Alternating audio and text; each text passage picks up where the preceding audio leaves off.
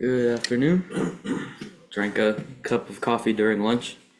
A lot of people describe that as a calming and relaxing experience, and for me, it was more sweaty and heartbeaty. Um, but that is the price you pay.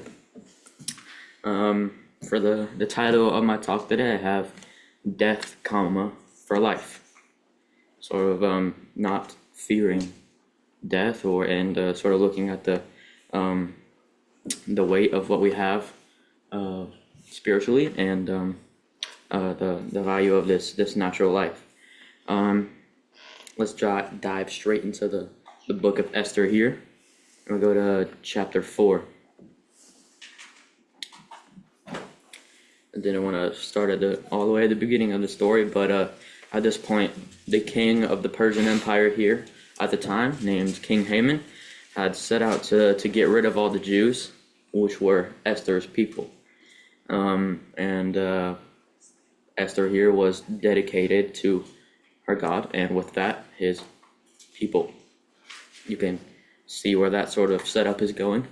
The king there at the time was set out to destroy all of her people, and she was fully for them and fully for her God. So we'll go down to verse 6 of chapter 4. So Hathach went forth to Mordecai unto the street of the city, which was before the king's gate. And Mordecai told him of all that had happened unto him, and of the sum of the money that Haman had promised to pay to the king's treasuries for the Jews to destroy them. And Mordecai knew about this Esther, I'm pretty sure, and he saw that she was made known, because he knows that this is her people we're talking about. Let's get down to verse 9.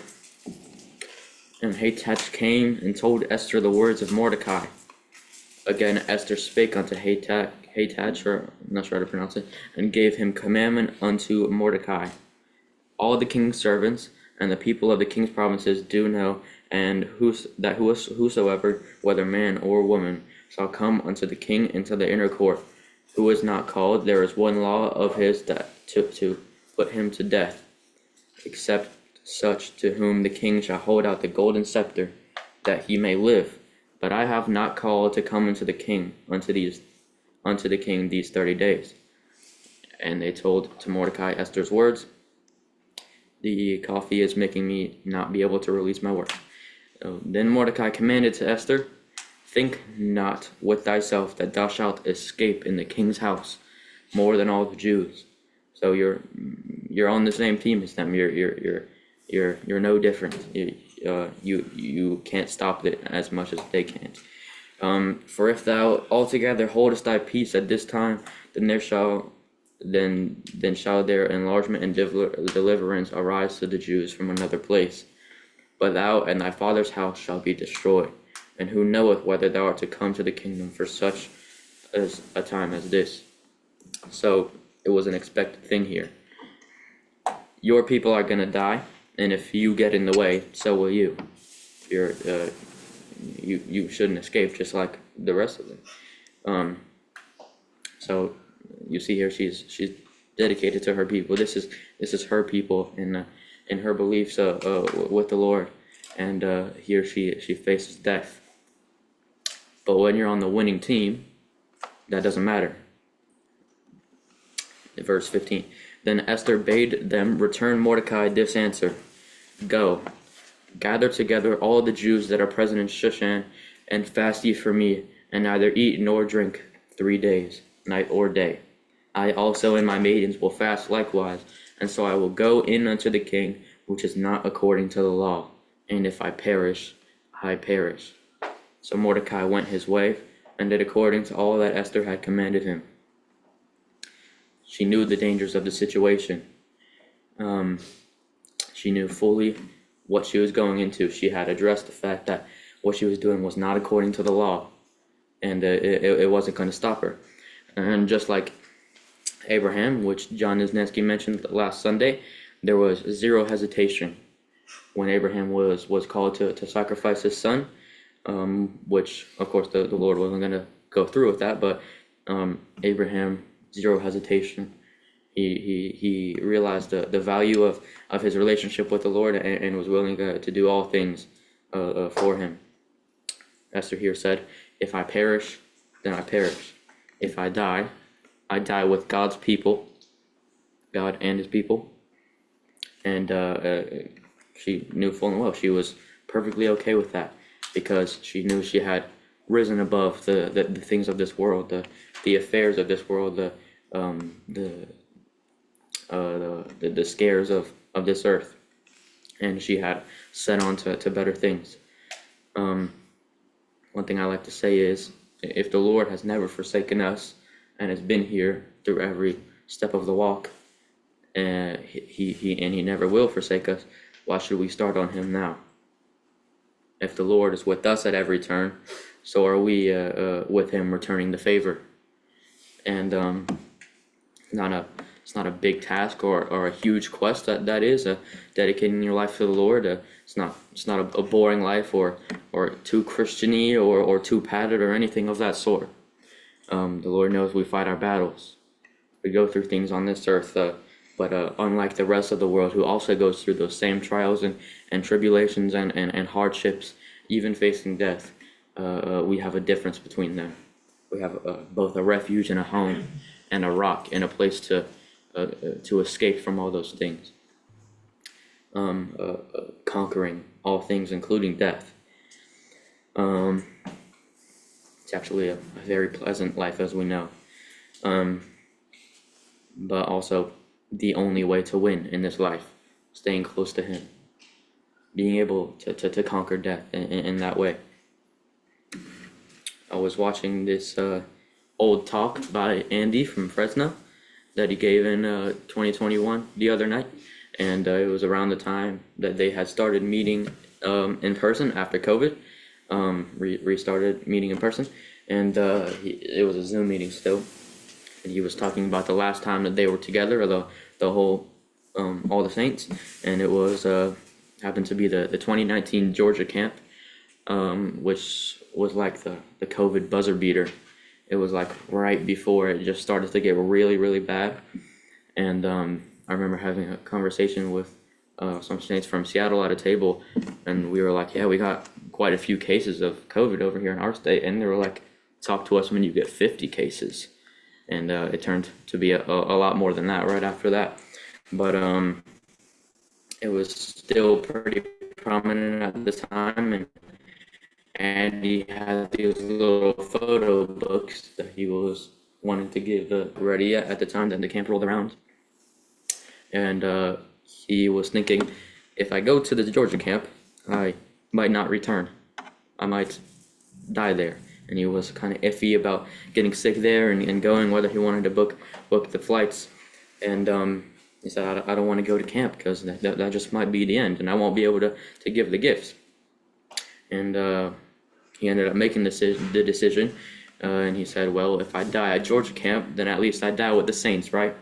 And he booked a flight to come, which is a really good attitude to have, because when you die with the saints as a saint, you live eternally, and all people say.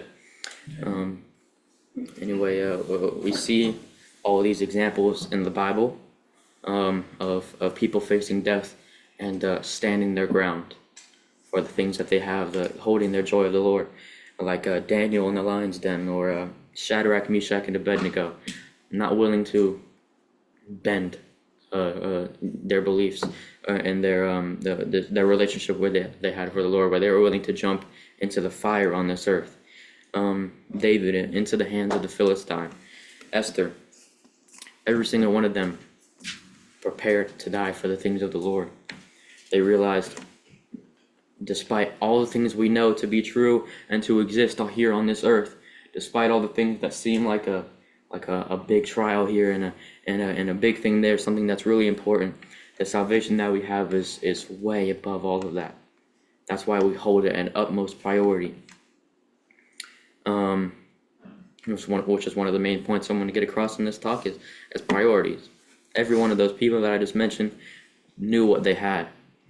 I knew that this life wasn't their own, and also wasn't all that they had, and that no matter what happens down here, they were on to better things. They had been called to live the more pleasant life. They were onto better things above everything. They had conquered death and they had conquered fear, just like Jesus did, and just like we did because of him. So everyone in here, despite all the things that seem like a huge adversary that we have to jump across, like a great wall, we've been given the ability to just walk straight through it. For everything that happens down here, we're above it. And so yeah, they had conquered death and all sorts of things, and therefore they weren't scared of it. They had their names written down in glory, and they wanted to keep it there. They wanted to meet the Lord in the air, to hear those words that we know. Each and every one of them was delivered from their situation, but nevertheless they were prepared to lay down their life for the joy of the Lord. They were prepared to sacrifice all of the temporary things. They had their priorities straight, and they knew just how valuable what they had was, and they were not going to let go for an earthly fear. All things on this earth are temporary, and we know the saying, count it all joy when we fall into diverse temptations, and count it all joy when we go through something, because it's a time for the Lord to show us his power, his miracles, and his love for us and his mercy, and a testimony is to come out of it. And no matter what happens, the victory is near. Whether we don't fully pass the trial like we thought we would on this earth, just being with him and being able to meet him in the air is the victory in the end. To be able to come home to a place where we're loved beyond comparison. Yeah, so these people there, they were committed to the joy of the Lord, even in the face of death. The transaction there being an earthly death, a natural death, for life, eternal life. They were holding on to without a doubt in their mind. For us, it might not necessarily come to that. Maybe not having to die preaching the gospel, but we might get hit with some guitars, as some people here have experienced. But that's the weight of it all.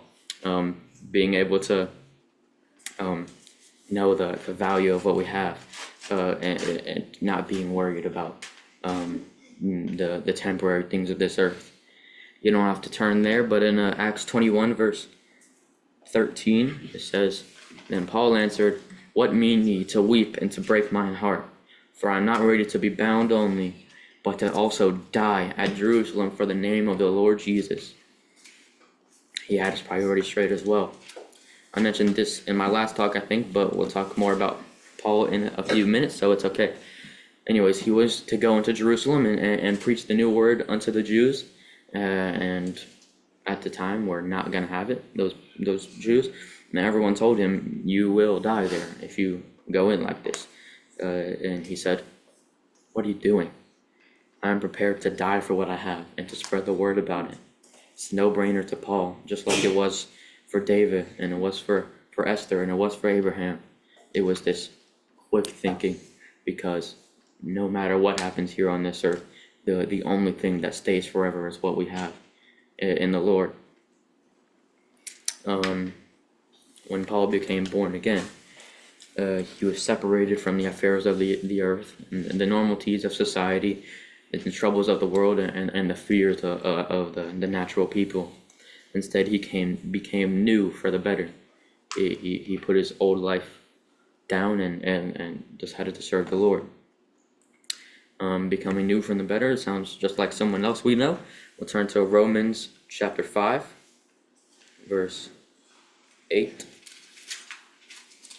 Romans chapter 5, verse 8.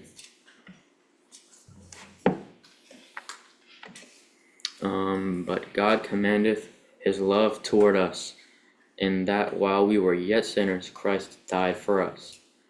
Much more than, being now justified by his blood, we shall be saved from wrath through him.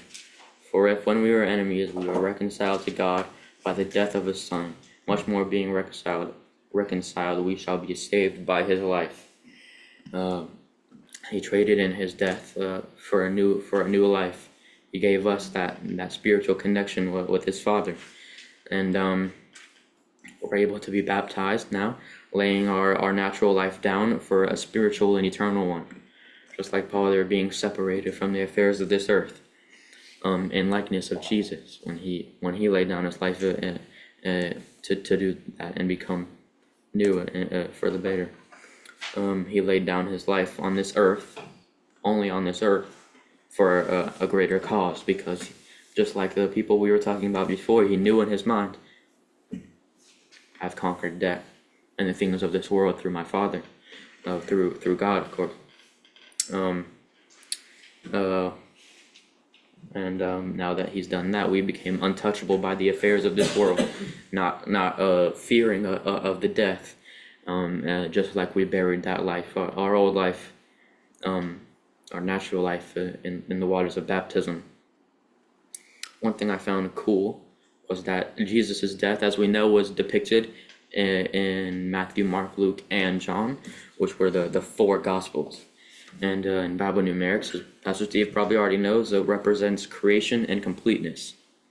The full story, in a little bit different words, was depicted in every single one of those books there. So in the death of Jesus, it was done in creation.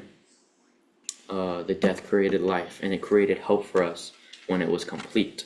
That's what the number 4 represents. That was just something I found cool. And we don't have to turn there, but in Romans 8:6, I think, it was brought out in the last talk, but it was to be spiritually minded. I mean, to be carnally minded is death, and to be spiritually minded is life. When you're spiritually minded, you're above all those things. You're untouchable by all those things, and therefore don't have any needed fear for it. Just like all these people that we talked about, Esther, Paul, and Abraham, and David, and Shadrach, Meshach, and Abednego, they had all things set straight. They had all their priorities straight, and they were spiritually minded. They were they knew what they had, and they weren't willing to let go of it. Okay, we'll go to 2 Timothy chapter 4. We'll finish here. 2 Timothy chapter 4. This is me returning to the story of Paul for a moment. This is the things he said at the end of his life, pretty sure while being beheaded, and it was after he did all the great and wonderful things for the Lord. Saw this in the famous Paul the Apostle skit that we had done here, and it was put there at the end. It says in verse 6, 2 Timothy chapter 4:6, "For I am now ready to be offered, and the time of my departure is at hand. I have fought a good fight, I have finished my course, I have kept the faith. Henceforth there is laid up for me a crown of righteousness, which the Lord the righteous judge shall give me at that day, and not to me only, but unto all of them that also love his appearing." He said, I did what was called of me, and I didn't stop, even in the face of death, and in the one he's facing right there. Now I meet my earthly death, for the eternal life is now what I gain. Just like it says in my title there, death for life. The death, the inevitable death of all things carnal and temporary. We're now written in the kingdom of glory. Now remember what Jesus did that day. Remember that this life on the spinning rock we call earth is not all there is, and what we have is much more, much beyond that. Remember to not set aside what you have, even in the face of death and the hardest adversaries. So especially in those trials, hold close the things of the Lord, because through him we conquer all things, and the battle is always his. And to let go of it is like disarming yourself. Through him we conquer all things. Be not afraid of the temporary things on this earth, which includes death, for life is promised to us eternally. And all the people say, leave it there.